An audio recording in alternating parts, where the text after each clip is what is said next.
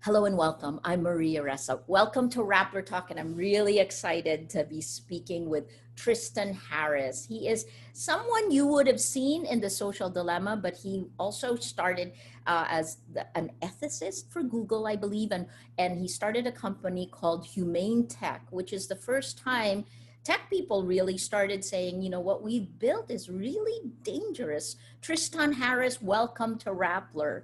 It's so good to see you here, Maria. Really pleasant to be with you. No, wonderful. I mean, congratulations, first of all, on the success of The Social Dilemma. 38 million households. Tell us first, what's happened with The Social Dilemma?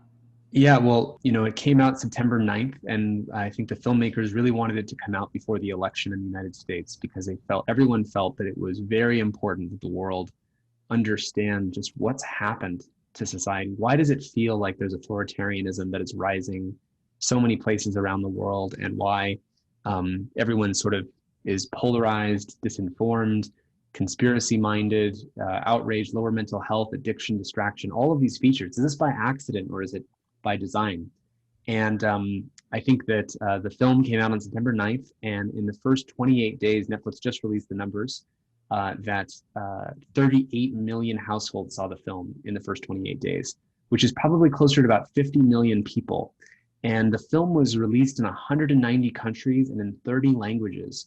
So if you really consider, as a precedent, I don't think there's been a documentary film that has resonated this broadly, this widely. We think of it like The Inconvenient Truth, but for the tech industry.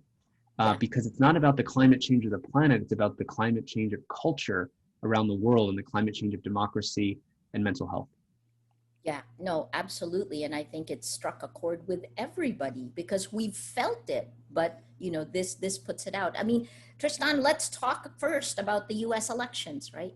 I mean, Yeah. we've all been watching it and shocked at where it's gone. What role did the social media platforms play in this? They were central, but I think the thing that people need to get is that they were central for the last 10 years. So we are now 10 years into this mind warp process. It really isn't about, if we take the whack-a-mole stick and did we get all of the moles? Did we get this piece of disinformation? Russia threw that one at us and China threw this one at us.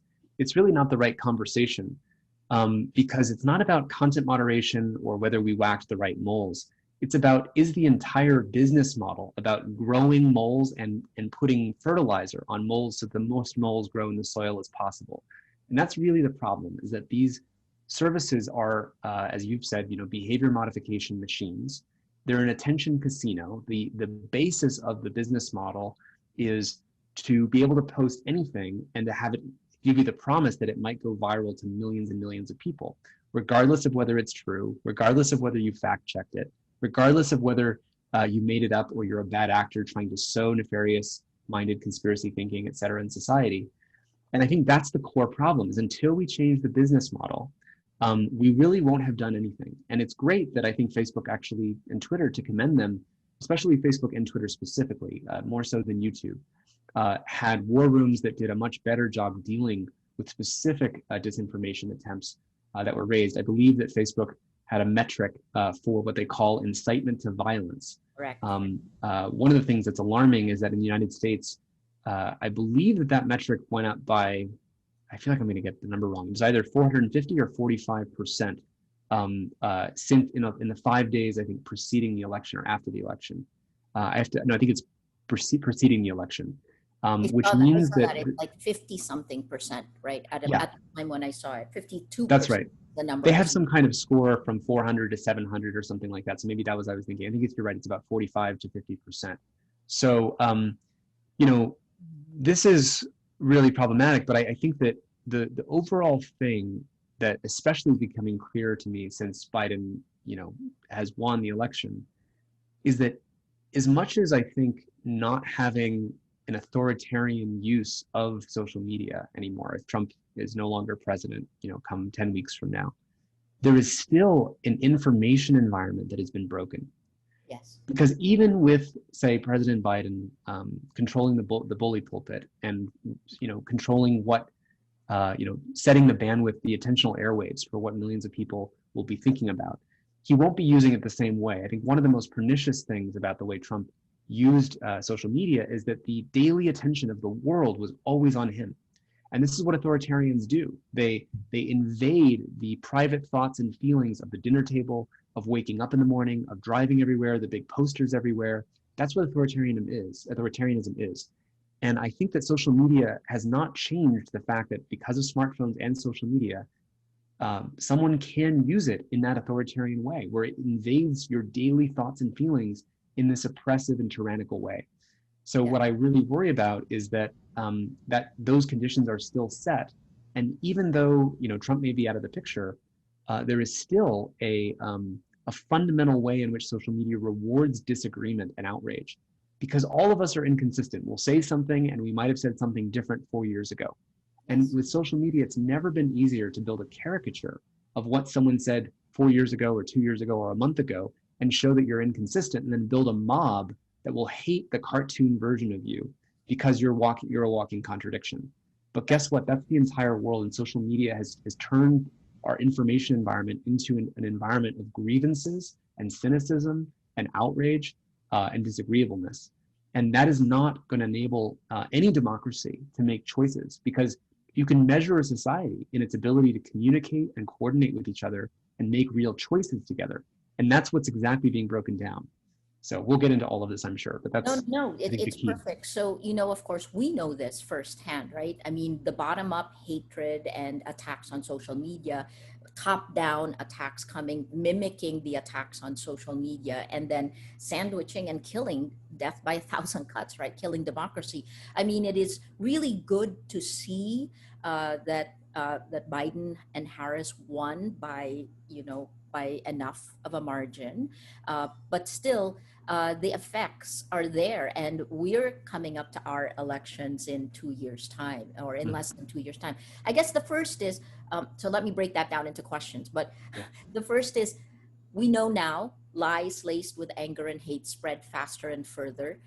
The real Facebook Oversight Board, other groups that you and I are part of, have actually already said that this is going to have to be changed. The design is changed, but that hate speech, conspiracy theories seeded that don't go viral immediately, but then change the way we think. All Yes. of these things are still there, and all of the people on both sides of, say, Black Lives Matter, they have changed the way they look at the world because of social media. I guess in this sense, you pointed out the problem. What's the best way you can see moving forward?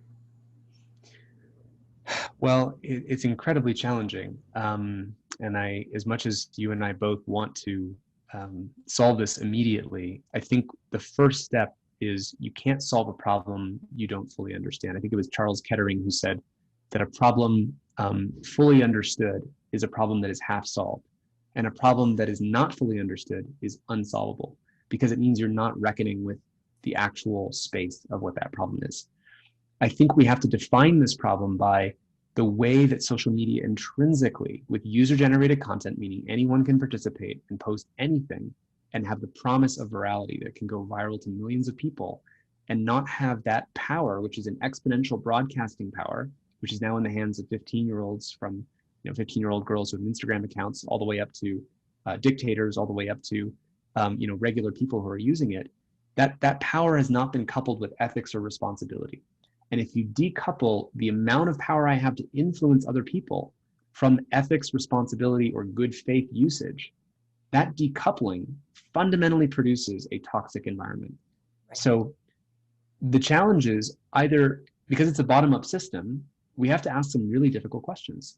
I mean, I think we have to ask, is a user-generated content model where anyone can post anything and it can go viral to millions of people and we don't verify who you are, or whether your intentions are good, or whether you're just trying to sow dissent, is that compatible with democracy? It's a Isn't that a very basic big question? question. Isn't that a basic one though, Tristan? I mean, I guess because we're journalists, the gatekeepers were supposed to do that, right? Because people will lie. That's So right. that basic question, is that not something we know tech hasn't created a system like that, but do you think there is enough evidence now that tech will realize it needs to be a gatekeeper? Well, there's tech that needs to be a gatekeeper, but then there's also all of us. Because as you said, I mean, your work and your background as a journalist, right? And you said in our podcast together on Your Undivided Attention about how, the government had called you and they wanted you to put the cameras on them, right? But you actually withheld the cameras because you knew that that would enable a coup to happen, I think is what you were talking about. Right, right. And, that ethical discernment that says, should I do this or not? What will happen if I put attention on this? That's the job of a gatekeeper. Right. Here's the problem. Each of us, every single person who posts on social media is now a micro gatekeeper for contributing to a reality, except we are not acting like gatekeepers. We are acting like toddlers because actually the more you are a toddler and the more you yell and the more you scream, the more attention, rewards, likes, followers, comments you will get. Right. And so a system in which incentives and money and attention and rewards flow to the loudest, most angry bully is not a system that will ever reward good faith unless people don't act like bullies and they act like responsible journalists. But the problem is we saw in the 1800s in the United States, yellow journalism, and it almost got us into a war. Yes. And we had to invent media ethics and journalism to prevent that from happening again. But now you can think of what's happening with social media as decentralized yellow journalism. Each of us are actually incentivized with more rewards, more likes, and more hearts, the more yellow you get. And it's giving us sort of societal jaundice where we're all turning yellow, right?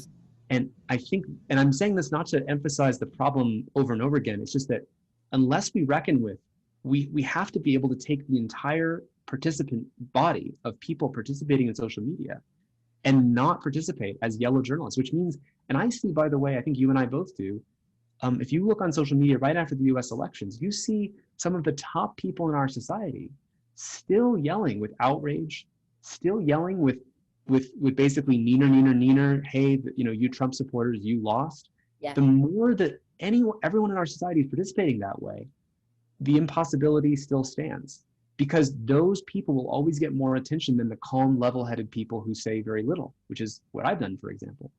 And I think that's a real thing we have to reckon with. So how do we do it? We either have to, we each have the power of gods now, the power of godlike psychological influence. We can broadcast, each of us, to as many people. I have 60,000 followers on Instagram or something as a result of the social dilemma.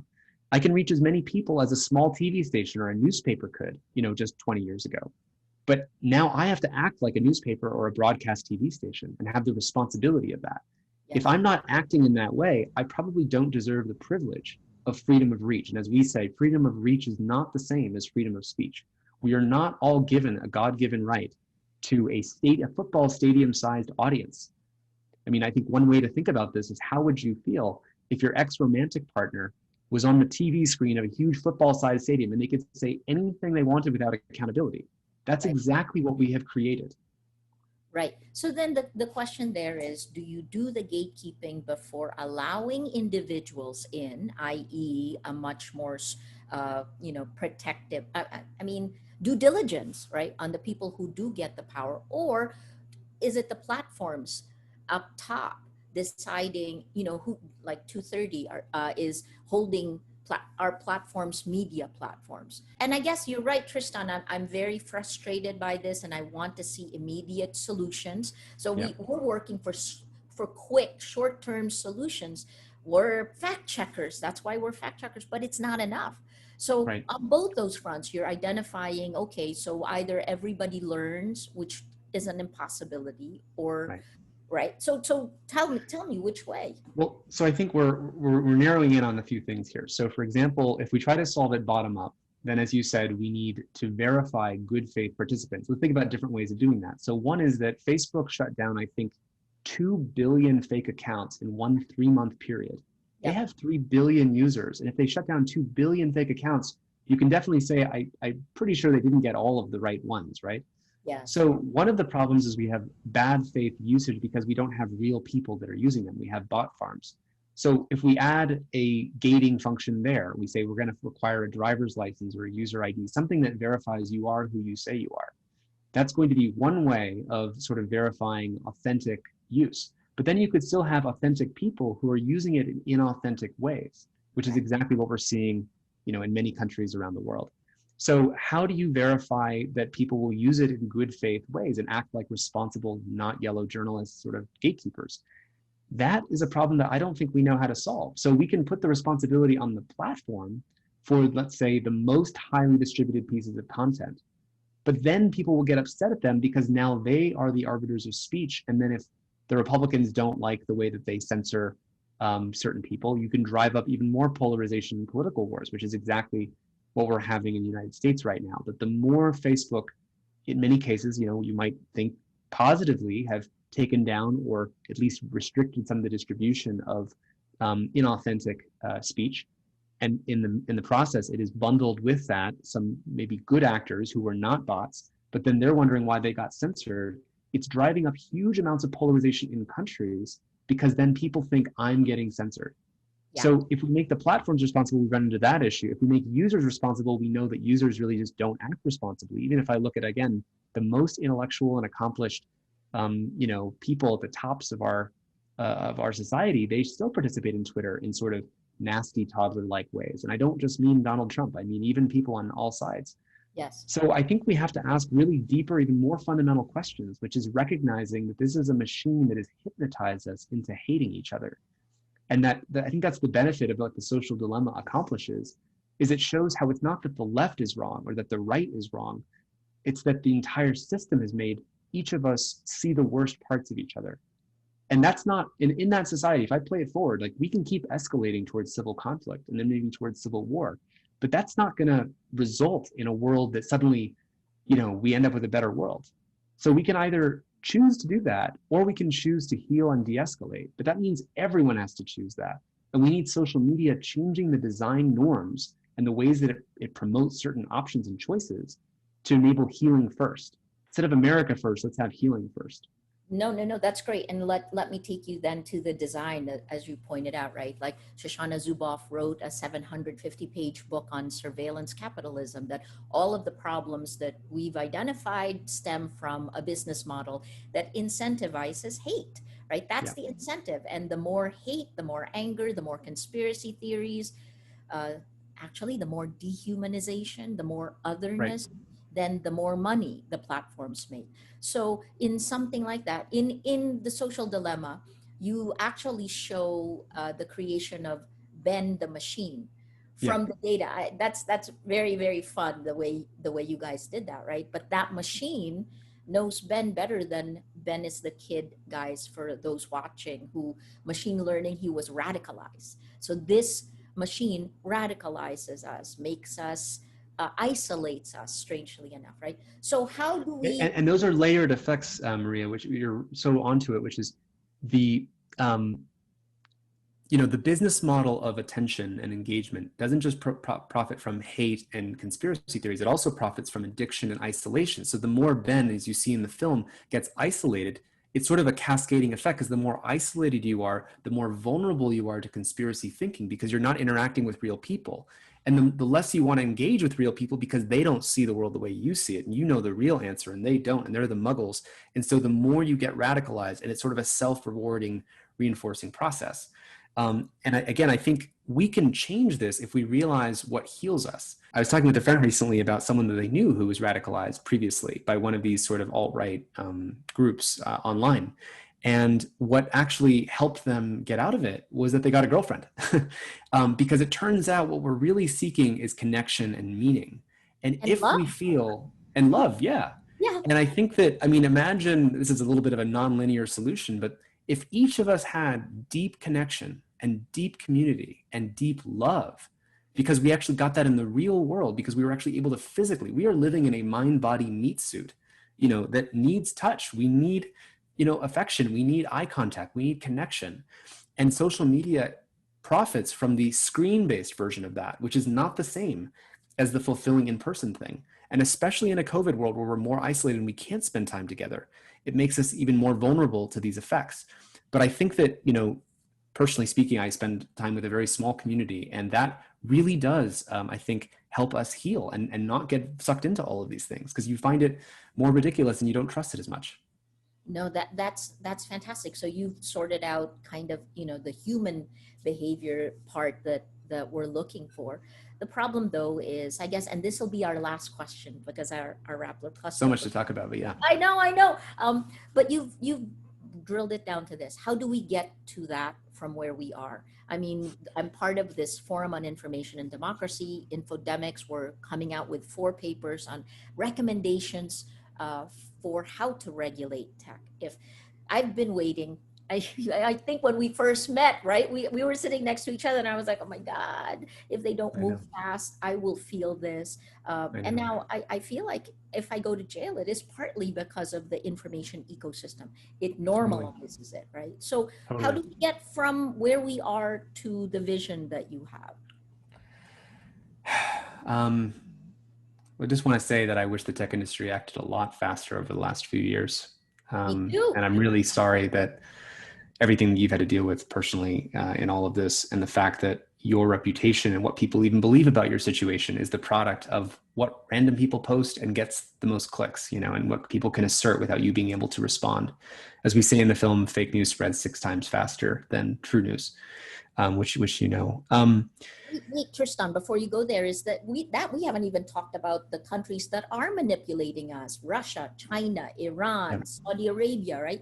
Facebook took down on September 22 a Chinese network that was attacking us and was pro-China and was starting a campaign for the presidential elections of Duterte's daughter, President Duterte's daughter. So we already see it coming. But anyway, please, how do we get to a more ideal or safer place from where we are? I mean, this is a climate change scale problem that we need climate change scale solutions. So I think that, you know, on the national security side, we have to realize that there is a new information war that's happening. And, you know, if I asked you, how much does the United States as a country, or even the Philippines, spend on national security, on physical borders, on weapons, on border patrols, on passport controls, on IDing systems? You know, billions of dollars. The United States will spend trillions of dollars on their nuclear arsenal and in F-35s. Meanwhile, they left their digital border wide open. Because when you protect your physical borders and you have passport controls, once you install Facebook in your society, you just open the border to anyone because they can walk right across. And you're only as good as the number of people that Facebook has hired to deal with the national security of that country. We actually use sometimes recently the COVID metaphor. Everyone knows now the flatten the curve thing. There's only so many ICU beds, right? And so we have to make sure we keep the number of people that are infected low. Facebook only has so many ICU beds for the nations that have been attacked. And so recently with the US elections, it's devoted most of its resources in the election war room to the United States, which is this huge blob of of a country that's sitting on top of a very small number of ICU beds. And now when Azerbaijan or the Philippines or Myanmar need help, it only has so many researchers and resources and data scientists and people on the integrity teams to deal with these threats, whether it's from China or North Korea or Iran or Russia or China, as you said. So I think that's one of the issues is they have to spend billions more dollars on being kind of a State Department for the world. Right. Now, we have to ask, is that what we really want? Do we want Facebook to be the one in charge of all this and be building a State Department that manages whose interest are they representing for the whole world? And that's what's really, become the problem, is that they are unelected, authoritarian, managers of the global consciousness. And I'm not a fan of making them the global State Department for managing the national security of the world.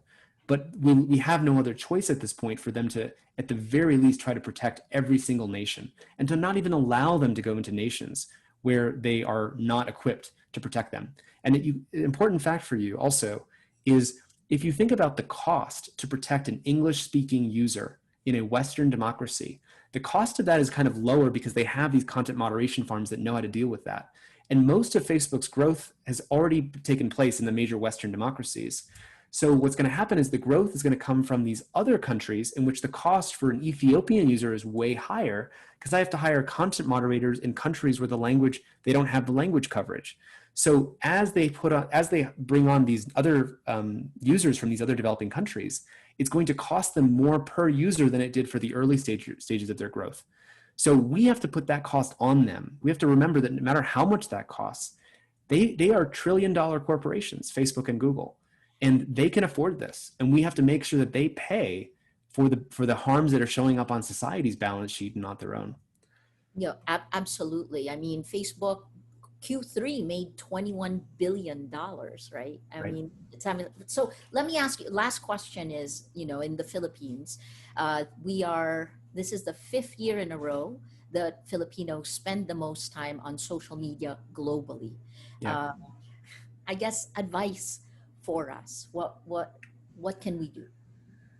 Well, I think the first thing is to recognize the intrinsic toxicity and unverifiability of this system. Um, I think people just have to realize that as much as this is the only way to reach large numbers of people, I mean, you are using Facebook right now to reach, with this conversation, thousands of people, or hopefully millions soon, if not. We, with our work, are trying to reform social media and all these technology companies, and we still have to use it because they have monopolized the mechanism by which we can reach other people. So we have to be self-aware of that. If we just tell everybody get off of it, as you know, as you've told me, the Philippines, one of the reasons that the usage is so high is that the connections people have to the rest of the world, because you have laborers everywhere around the world, people have to use Facebook. So if we're going to be forced to use it, we have to use it with incredible skepticism and cynicism. That most of the comments that you see, if they're not from a close friend, just assume that they're completely made up. You have to realize that disagreeableness and outrage are just, before you post anything that is of that flavor, ask yourself, why am I posting this? What will I get from this? And choose healing over conflict. Choose de-escalation over escalation. Because if we don't each individually do that, the system will continue to reward that. And then, even if every single person watching this right now chose healing over more conflict, there would still be other people who don't. And we will all still be affected by those who don't choose healing. So it really is about a global consciousness that we have to raise.